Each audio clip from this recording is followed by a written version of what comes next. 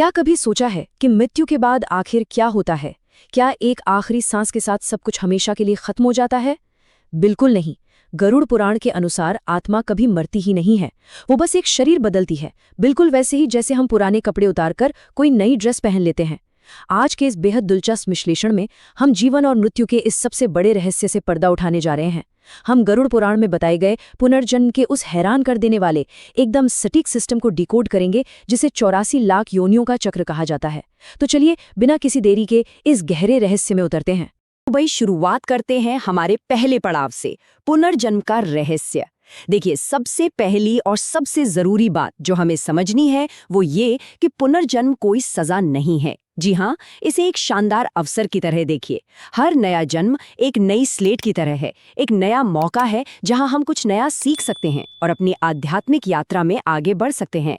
इस पूरे खेल को समझने के लिए हमें दो शब्दों के बीच का फर्क समझना होगा, जीवात्मा और परमात्मा। ये बहुत ही लॉजिकल है। जीवात्मा वो मुसाफिर है जो लगातार यात्रा कर रहा है, जो शरीर दर शरीर बदल रहा है और अनुभव बटोर रहा है।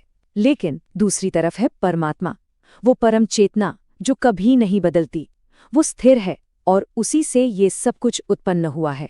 यही इस पूरे ब्रह्मांडीय चक्र का सबसे बेसिक और सबसे अहम नियम है। इस बात को गरुड़ पुराण बहुत ही खूबसूरती से समझाता है। उसमें साफ लिखा है कि आत्मा न तो कभी जन्म लेती है और न ही कभी मरती है। सोचिए, कितनी गहरी बात है। ये अजन्मी है, हमेशा से है और हमेशा रहेगी। शरीर के खत्म होने का मतलब आत्मा का खत्म होना बिल्कुल नहीं है। वो बस अपने अगले सफर के लिए निकल पड़ती है। अब दूसरे और सबसे रहस्यमय हिस्से की तरफ बढ़ते हैं, मृत्यु से जन्म तक के 6 चरण।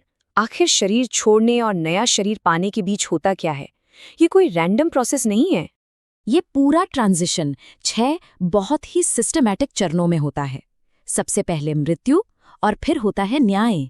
यहाँ पूरे जीवन के कर्मों की एक बैलेंस शीट देखी जाती है। इसी हिसाब किताब के आधार पर नई योनि तय होती है। इसके बाद आत्मा पितृलोक में अपनी बारी का इंतजार करती है और सही समय आने पर माँ के गर्भ में प्रवेश करती है।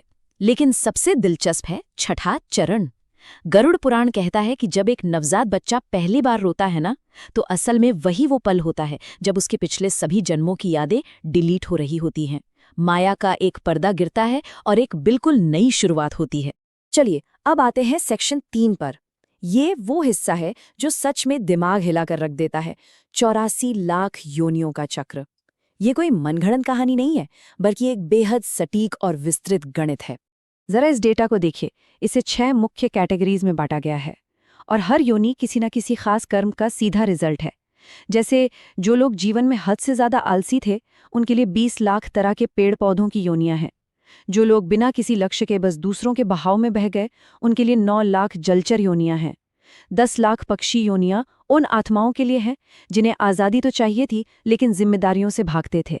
और 30 लाख पशु योनियां सीधे तौर पर क्रोध और लालच जैसे स्वभाव से जुड़ी हैं।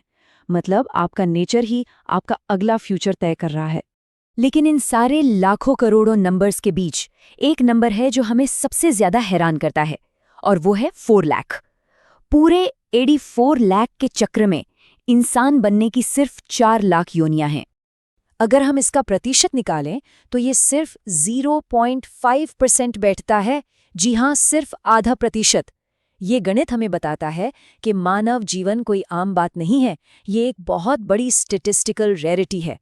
लाखों जन्मों के संघर्ष और इंतजार के बाद जाके ये शरीर मिलता है, और इसीलिए इस एक जन्म को यूं ही वेस्ट कर देना सबसे बड़ी भूल होगी। तो अब हमारे चौथे हिस्से पर आते हैं। ये जो एक शरीर से दूसरे शरीर में जाने का सिस्टम है, इसका कर्म एल्गोरिदम काम कैसे करता है? आखिर डिसाइड कैसे होता है कि अगला जन्म क्या होगा? देखिए, ये मुख्य रूप से 5 फैक्टर्स पर टिका है। आपके कर्मों का बैलेंस तो है ही, लेकिन मृत्यु के समय आपके अंतिम विचार क्या थे, ये बहुत बड़ा गेम चेंजर है। गरुड़ पुराण में महान राजा भरत की एक कहानी है। उन्हें मरते वक्त अपने प्यारे हिरण की याद आ गई, और नतीजा क्या हुआ? उन्हें अगला जन्म लिटरली एक हिरण के रूप में लेना पड़ा। इसके अलावा आपके परिवार द्वारा किए गए श्राद्ध कर्म और सबसे ऊपर ईश्वर की कृपा, ये सब मिलकर आपके अगले सफर का रोड मैप तैयार करते हैं। और इसमें कर्म के 3 प्रकार समझना बहुत जरूरी है। पहला है संचित, यानी आपके पिछले सारे जन्मों का इकट्ठा किया हुआ भंडार। दूसरा है प्रारब्ध, जिसे आप वर्तमान में भोग रहे हैं, आपका आज का भाग्य। लेकिन सबसे पावरफुल है तीसरा, क्रियामाण कर्म। ये वो कर्म है जो आप आज अभी कर रहे हैं, और यही आपके भविष्य की नींव रखते हैं।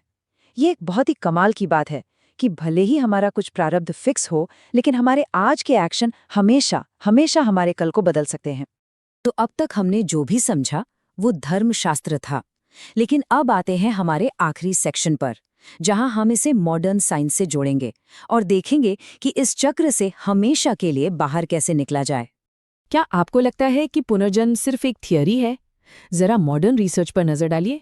यूनिवर्सिटी ऑफ वर्जीनिया के डॉक्टर इयान स्टीवनसन ने 3000 से ज्यादा ऐसे बच्चों पर स्टडी की जिन्हें अपने पिछले जन्म साफ साफ याद थे, और हैरान करने वाली बात यह है कि कई डिटेल्स एकदम सही साबित हुए। डॉक्टर ब्रायन वीस ने अपनी पेशेंट कैथरीन को जब हिप्नोटाइज किया तो उसके 12 पिछले जन्मों के ऐसे ऐतिहासिक सच सामने आए जो उसे पता ही नहीं हो सकते थे। आज की साइंस और यूनिवर्सिटी रिसर्च बिल्कुल उन्हीं बातों पर मोहर लगा रही हैं जो हमारे ग्रंथों में हजारों साल पहले लिख दी गई थीं। और अब एक ऐसा फैक्ट सुनिए जो लिटरली रोंगटे खड़े कर देगा। गरुड़ पुराण ने हजारों साल पहले बताया था कि 84 लाख यानी 8.4 मिलियन प्रजातियां हैं, और आज मॉडर्न बायोलॉजी और हार्वर्ड के रिसर्चर्स का अनुमान क्या है? लगभग 8.7 मिलियन प्रजातियां। जरा सोचिए, प्राचीन ज्ञान और आज की साइंस के नंबर्स इतने करीब कैसे हो सकते हैं? क्या ये सिर्फ एक इत्तेफाक है? शायद बिल्कुल नहीं।